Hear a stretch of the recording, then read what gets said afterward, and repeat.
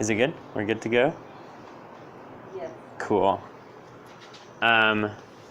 So I'm going to be talking kind of about the origins of this particular project, Coisa Feia, and why trash has become my entire life, and why I think it holds so much meaning and history and archival properties and all the things that kind of make me interested in making art, critiquing capitalism, understanding our environmental problems, our existential problems, and the things that are going to inevitably be our destruction and demise. And so before I start, this kind of train of thought about what I was going to talk about or what I was going to present really came full circle when one of the first tourists to come into this pop-up shop that I've presented over this residency asked me, why would I buy this trash? And at first I was like, that's kind of rude. And then I was like, okay, wait, that's a really honest question that most people, including myself, have probably had over the course of this project or while stepping into the shop filled with trash. And kind of two things immediately came to mind. The first was that I was amazed at how quickly this participant in this piece of art lost their sense of context and place. There was an immediate sense that they had lost this idea that they were in a gallery or an art viewing space and immediately entered the position of a capitalist consumer. They were immediately taken by this idea that they had to buy something and that they should be persuaded to spend their money in this place, in this space. And for me, that was really fascinating because I was like, it's so easy to manipulate someone's train of thought and trap them in what Laura described as kind of the handcuffs, the double binds that we're in with this incredibly powerful system of capitalism that is warping our brains to think that a system outside of it is even possible. And so I was like, whoa, okay, this is a really powerful question. And secondly, I was like, okay, he made an assumption that trash doesn't have value. And that's what got me thinking about why I am so fascinated by it, why I collect it and hoard it and archive it as this kind of laborious environmentally focused and artistic practice. And I think it all started when someone, not me, dubbed my work as LA's most fascinating trash. I was working in LA at the time, and if you've ever been to LA, you'll know that every street corner has this wonderful thrift store of just junk left on the side of the road. It's like my nirvana. I love it. It's heaven. And I was really, really captivated by mirrors. At the time, I was kind of like a little baby artist as someone who was learning how to claim that I was an artist. And so I was kind of searching for my identity a little bit. I was looking at kind of very obvious motifs of self-reflection, of just recycling, of recollection. And the piece on the left utilizes my deceased grandmother's old work that I intentionally destroyed and placed upon kind of my own recycled mirrors. And so that was kind of the moment around the 2017, 18, I started really thinking about just collecting and amassing and destroying and tearing apart and bringing back together and things like that, and kind of evolved from there. I did a residency. Was that in a public space or was it? It was displayed at an exhibition in collaboration with the LA Department of Mental Health. So at the time I was thinking a lot about these kind of themes associated with depression, anxiety, grief, which is why I used my grandmother's old work. And yeah, so a lot of this then inspired my kind of move into doing public interventionist work. But it was in open air, right? No. No? No. The photo on the right wasn't displayed with the face mask, but I did take the photos in open air, which is why you're seeing the reflection of the sky. It was actually just the rooftop of my apartment building in Koreatown. But then I kind of settled into my identity a little more as an artist, and I wanted to do some kind of more public interventionist work, and I had a residency over in Warren, Rhode Island. And I spent the summer right by a beach, and every day I would do this ritual of going on a walk on the beach with a trash bag and collecting the trash that had walked up from that tide cycle. And over the course of the summer, it was just mountainous. It was so much trash that I accumulated and archived, and I actually just had a day with a photographer categorizing and photographing each category of trash. So there were 200 water bottles, 15 tampon applicators, 3 kids' toys, 45 cups, things like that, to have as the materials list in the same way that I've done for this project, as this kind of record of what was collected by me on this one ritual in this one beach in this one tiny state in the United States. I then collected recycled nets or disused nets from a local harbor and strung it up over the public courtyard of this studio at about 7 feet. So you could really like brush it, you could smell it, and you could kind of take in the sheer magnitude. And it was called Pesca Milagrosa, which is the miracle catch, which is, you know, a biblical narrative with those kind of undercurrents of religion. And the title actually came from me finding my father's 1971, I believe, religious studies textbook from when he grew up in Sao Paulo, Brazil. So again, this connection back to kind of family and working through those ideas, while also this kind of like larger umbrella of environmental impact, trash collection. And with this piece, its final life cycle was the whole thing, as I categorized it, was placed into and sorted into its particular recycling stations. And so there is no piece other than what is left behind with my photographs and the videos. And then I moved over to Connecticut and began my MFA at the University of Connecticut, which I'm entering into my second year of. And in my first semester, the fall of 2020, which, you know, mid-pandemic, starting online school, I had this kind of intense refusal to make digital work and to make non-physical or smaller work. So I was like, I'm just going to make something as big as I possibly can. But it wasn't for an audience, and I lost the kind of like public interventionist. So I started looking inwards a little bit and just collected the trash that I consumed over the course of about a month, and then cast each piece into concrete. And so what you're seeing on this screen is 2 different installations of the same project. So on the left is from when I displayed it at this gallery called Shelter in Place in Boston. And what you're seeing is actually a 12:1 scale gallery. So the gallery is about this big. And so my pieces are actual size, but it completely warps the scale. And what I wanted to really experience with this gallery was this perspective of making this trash monumental in a different way from when I displayed them on tripods using PVC pipe. So that to me was really interesting in kind of creating this new collection of trash, of making a monument of it, of obsessively hoarding and separating, and being really aware of what I was consuming. But I think what threw a wrench into this for me is that not only is concrete an incredibly environmentally harmful material, but I was also creating a secondary copy of the trash. I was doubling my consumption by making these pieces, and it, you know, in one sense that was an amazing outcome in that like these pieces are really impactful and heavy and heavy hitting and kind of backhanded and heavy in a kind of obvious way.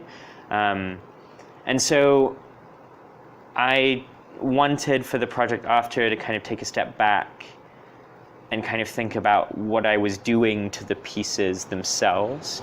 So instead of thinking of them as just a singular installation, really thinking about each individual piece and then scaling it as part of a whole. So how can I let the histories and narratives held within each object shine without having to transform them completely, and kind of destroying the environment in the process, and creating more trash, creating more waste, creating things that can never be recycled. When you pour concrete into something, the original piece also becomes unrecyclable. So I was left with a lot of volume that ends up in the landfill or in a storage unit. And so in my second semester, I created functional obsolescence in a 1930s shed. And I really love the idea of kind of converting non-art spaces into like temporary sites, in the same way that Coisa Feia turns a concert space in an experimental art space into a pop-up shop / installation. Messing with spaces and messing with context is a really fun way for me to engage the audience in ways that kind of disrupts their natural cycles of thinking or being, especially in an artistic sense.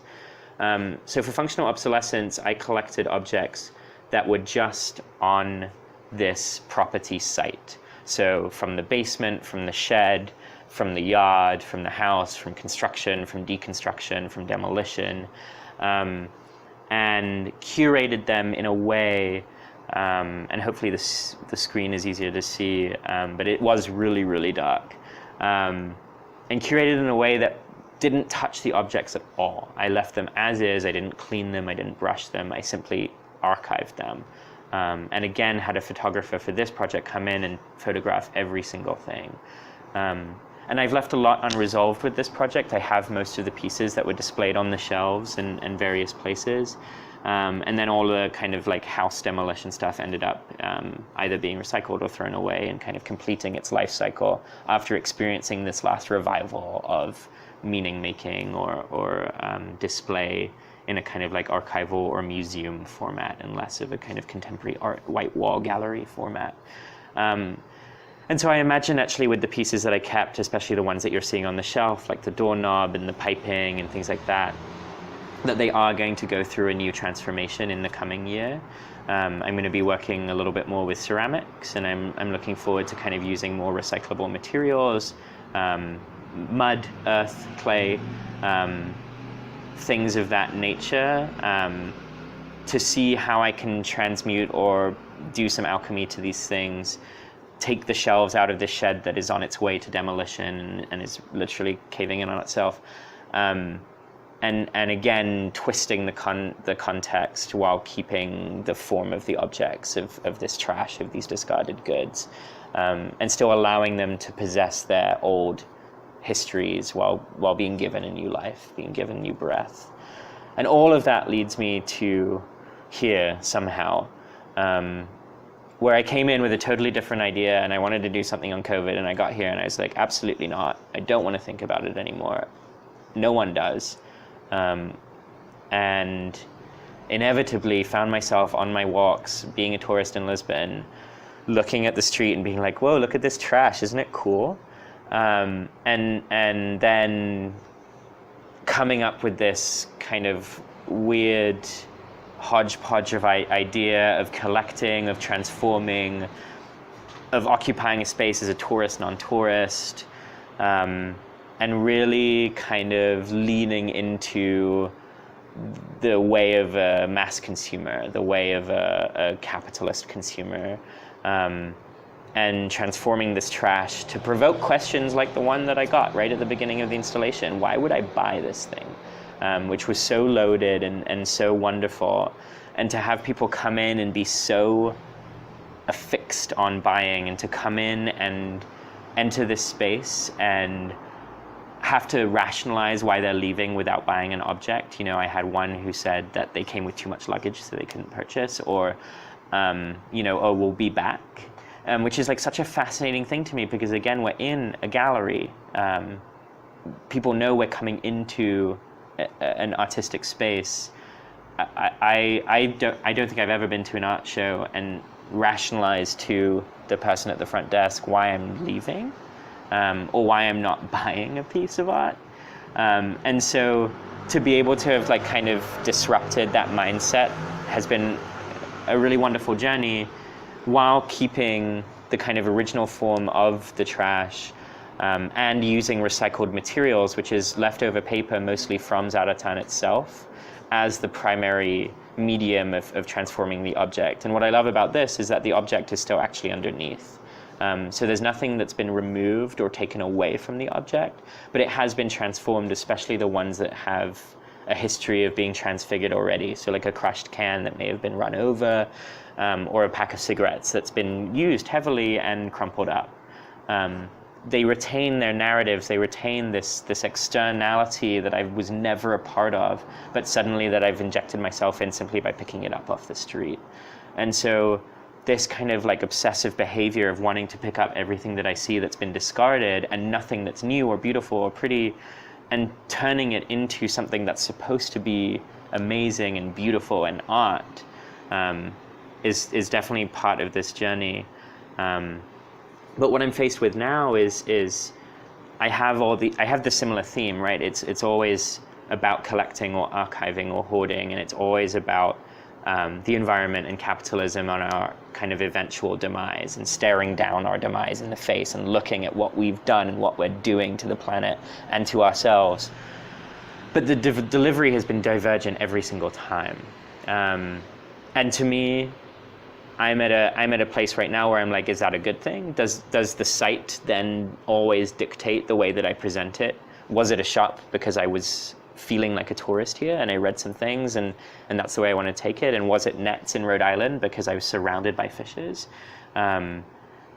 Or is there a visual language that can start to kind of bond all of these together? Is there a way to start to think about this as a consistent body of work that goes forward and back and transcends the linear time, as we've discovered this month, and that kind of unifies this?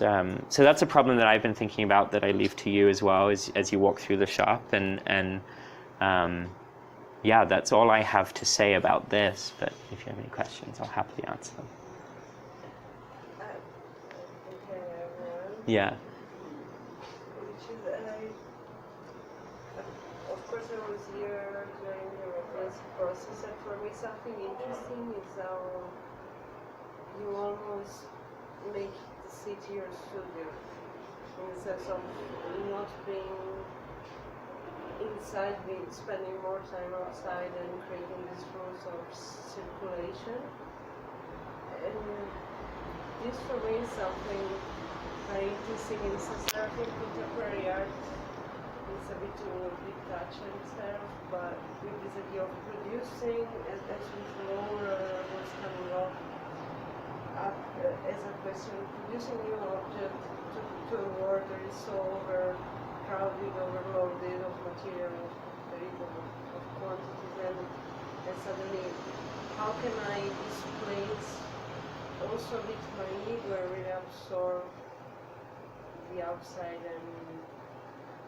and by what you were showing also the project in Rhode Island, I think there is this tendency of wandering, and then of course I was also testify like a week of intense glowing in sweating and finalizing the exhibition. So I wonder how these two parts of the process is something that you think it's repeatedly in your practice, or what does it mean for you, or how do we go from here? Because for me it's very interesting the idea of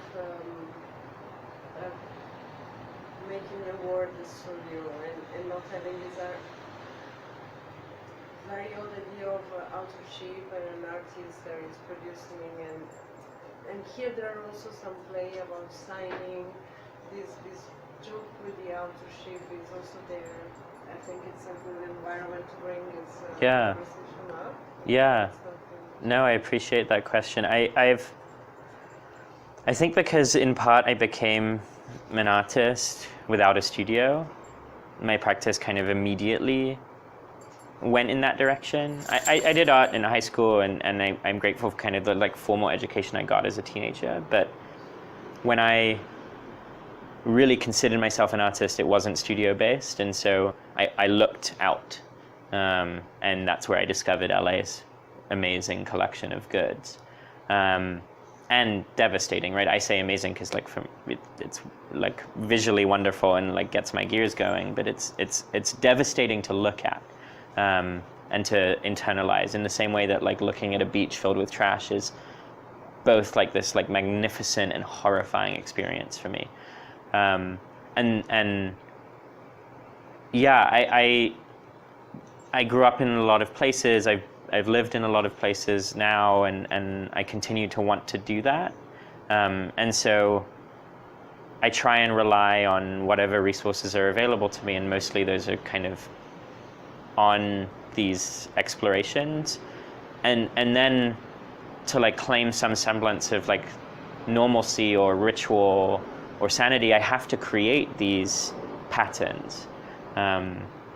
Walking on the beach in the same route every day, creating 14 maps of Lisbon in 14 different neighborhoods so that I have this this specific time to do this specific thing, so that it provides these kind of like formal qualities to whatever work that's then going to be created, so that the archive can be like categorized properly, or so that the like archaeological exploration has like a grid to it. There has to be a method, or the work for me starts to lose its kind of formal strength almost. And I think that's where I'm starting to really synthesize what it is that I want to do, whether it is these ritualized walks or these like gridded maps, or whatever variety of collection that I want. But I have to respond to the site that I'm presented with. It's really rare to be able to walk in 14 different neighborhoods in a city, in a capital city, in 10 days, 2 weeks. I certainly couldn't do that in Los Angeles. It's a 50-mile square city. Right. And in Rhode Island, I wasn't in a city, and in Connecticut now, I'm surrounded by farms. And so finding these like distinct properties where I can like create an archaeological site makes more sense. But I feel really contained in a studio because, like Laura mentioned, like you mentioned, the process of just creation for creation's sake or for art's sake is really like meaningless to me. Not to knock it for people that love it, and it's a huge outlet, and it's the things that come out of it are amazing, but it's not what drives me as an artist. For me, it's reflecting back what a place is giving to me. In one way, and then creating something from that in another. I have a question. Yeah. First, congratulations, because picking up trash and not getting COVID with double shot works. So, I am vaccinated, yeah. A whole month, double shot, no, Thank God. no disease, pandemic. Yeah. But my question was, it's related with that. That is, after you pick up the objects, you transform them, you give meaningful and value to the objects. How do you feel about the objects that are not being sold and you cannot carry on with them? How do you feel about that? Because I'm quite curious. In the same way that I was like really excited to see the end of the Pesca Milagrosa, the Rhode Island piece, I'm really excited to see whichever pieces end up in the trash end up there, because they weren't going to be there. They may still have been on the street if there was no intervention, and so it's the completion of the piece. Whether someone takes it as a piece of art and has like rehabilitated this object, or whether it ends up being processed in a country that knows how to process trash better than where I live currently, that to me is the completion of a cycle. And so what you're adding, it continues to make it recyclable. But my question was about the energy that you place in the object. Yeah. While you pick it up, while you put it in the bag and you carry it. Yeah. An amount of kilometers, and then you put paper mache on it. So you create a relationship with the object that you will have to dispose eventually. Yes. Yeah. The ones that are not sold, and Yeah. it's an amazing sale. You can buy it online. Yeah. Phones are open. So, but Yeah. my And I guess for me, I had to make sure that I wasn't falling for my own trap, which was to be warped into the capitalist mindset, and the piece is complete when I'm in it, right? Which is why I haven't allowed any of you here to go in while we've been talking, because it's not a piece right now. Because the whole thing is performative. I'm performing the shopkeeper, and the music is on, and the lights are on in a really specific way to encourage this shift in neurologic processing and the synaptic firing and the way that we think about art and purchasing. And but I had to make sure, and I've had to keep reminding myself, especially when I actually make a sale, because of course, as someone that has grown up in capitalist system, I get great joy from receiving money. And so when someone gives me currency in exchange for a good that I put energy into it, the dopamine hit is reflexive and amazing. It feels really good. And also to know that someone is going home with a piece of my art is a joy, for me is like a huge joy of being an artist. I love, and that's why a lot of it is priced really low, because I want it to go. But then it leads me into thinking about like falling into this trap of like, it's about the sale. It was about me making money, which it is not, and never was and never is. It was about me completing this full cycle and creating this project and creating this performance, this pop-up concept boutique, which is a ludicrous phrase, but is an amalgamation of all the insane phrases that you see in this city in particular. It's a response to the site, whether it's a pop-up or a concept store or a boutique, whatever. It's this language that we use to make us excited about buying and consuming en masse. And so, yeah, there's no doubt, reflexively, I'm going to be a little sad, but I'm trying to like remind myself to not fall into that trap, and to remind myself that this is like outside of, this is an artistic project, it's not a capitalist project. I'm not a shopkeeper, I'm an artist. I made this project. Yeah. So I have a few curiosities, two to start. I'm really intrigued by how you identify with the notion of the archive, specifically historically and culturally. But also I have like, and I hope this is not insensitive to say, I'm wondering if like some of the work around trash and your rituals, would you say that it is fetishistic at all? Interesting. And can you expand on that? Yeah, because I do think that like as quite able-bodied people who have the mobility to move around in a city, through a city with, like you said, move through many different districts, and it is a privilege in and of itself. And there are many people who in LA specifically, don't shuttle through different parts of the neighborhood, but stay in Skid Row and have like all of their things in one spot. And so I was thinking about your notion of movement, but your notion of collecting. It seemed not only anthropological, but in a maybe like 1900s sense of anthropology, of collecting a piece of dirt or something. Yeah. And I think that there is something dehumanizing about that. And I don't mean to be insensitive, because I do think that there are rituals and practices that make creating art more humanizing. So yeah, no, I think that's a really great question. And these are things that I like have to continue to think about as I move from site to site. Because I agree in Los Angeles, where I haven't done a project like this, it would be entirely different in construction and concept than it would maybe in this space in Rhode Island, where where it was like a very like white privileged able-bodied space, and there was that kind of sense of privilege tied to it and things like that. So yeah, I mean, I think it's something that I have a lot of conceptualizing and thought to work through. But I would love to kind of think about it more. Obviously, I don't have like an improvisational answer. But It's to it okay. all. But it leads to like really interesting questions in terms of like my able-bodiedness, my whiteness. Because some of the constructs that you're bringing up around like photography, for example, and the archive are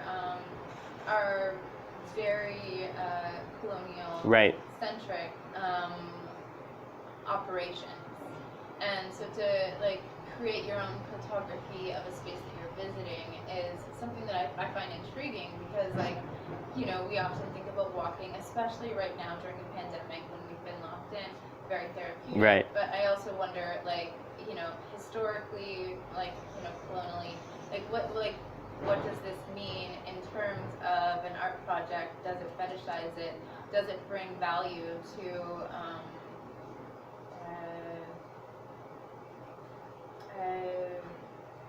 work that maybe could be doing justice around, you know, climate change and racial disparities, etc. Yeah, and I can talk about this project in specifically in terms of the kind of map making that I did, which I purposefully picked like particularly like touristy neighborhoods and particular places where people like me would go and spend money and act as in a you know, as a tourist, as a remnant of this colonial thought, of this economic power that comes to a space and leaves their money and thinks that they're doing something really good for a place.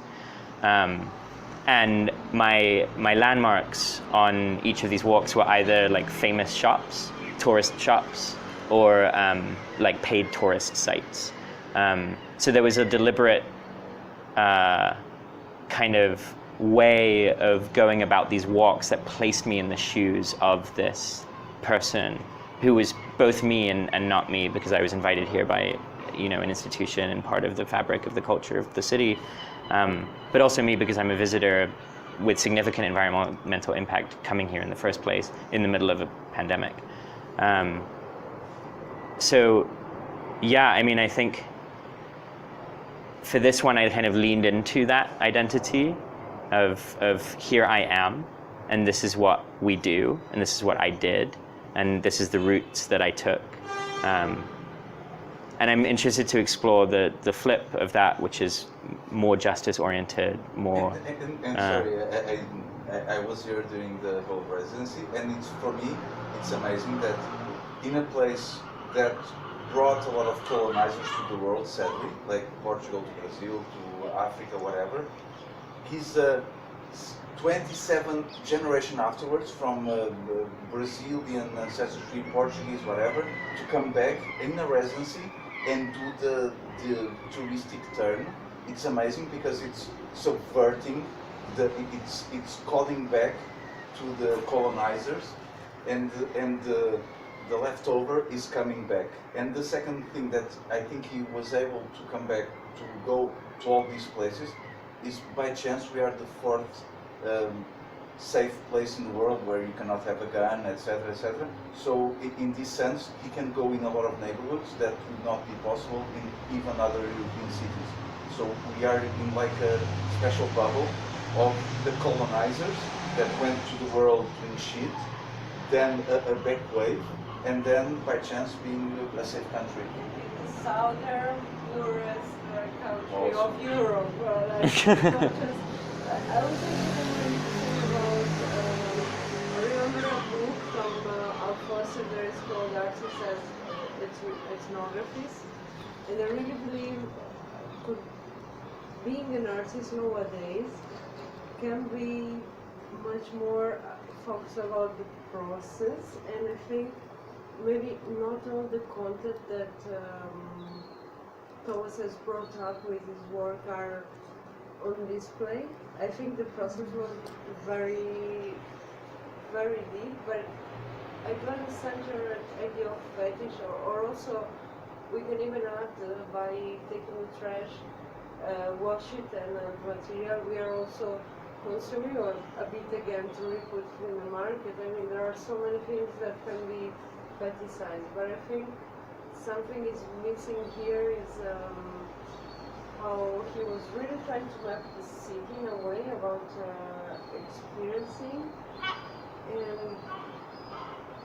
and still the outcome is not a solid object. He was like working in a factory and he has produced 200 and how many objects 12.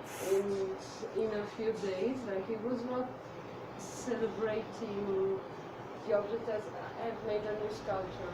And for me, the output is really the reselling and the deal of the store and this pantomimic of the capitalistic environment in a sense. Yeah, though I would love to talk more, read more, learn more from you and many others and kind of like conceive myself of like what would a project like this look like in Los Angeles with a more justice-oriented or equity-oriented or like racial equity-oriented mindset. Like what are the ways in which I can decolonize the ways that I think about archiving and map making and moving, because like I said, I don't know that I would even think about a project like this in LA. In the same way that I didn't in Willimantic, I used a very specific property site that I like had a very familiar history with, and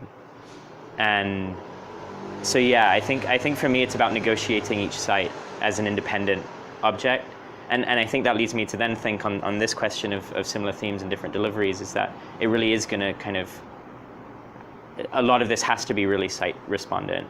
I don't think site respondent work necessarily is always conducive if it's in its own singularity. Mm-hmm. And I only mean that by other geographers I know have done cartography work that have been inclusive of collectives and people in order to encompass what like a community looks like. And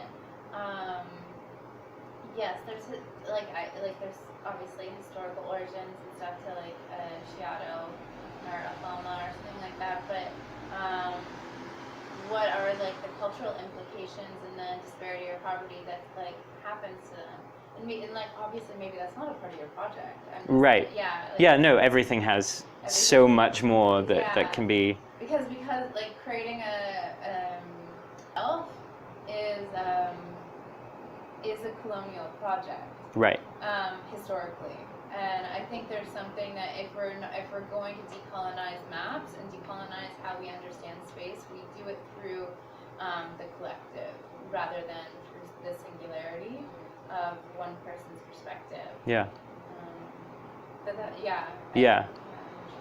Yeah. No, it's a lot to think about. And I haven't, I think of myself. I'm definitely like not an archivist or an archaeologist or a geographer or a cartographer or any of those things. I'm an artist that makes projects that kind of dip into. But it also leads into this moment where then I have to occupy all of those different spaces, and suddenly the meaning of a piece can explode into thousands of different arms, none of which I have control over, but that I can work on in kind of collaborating with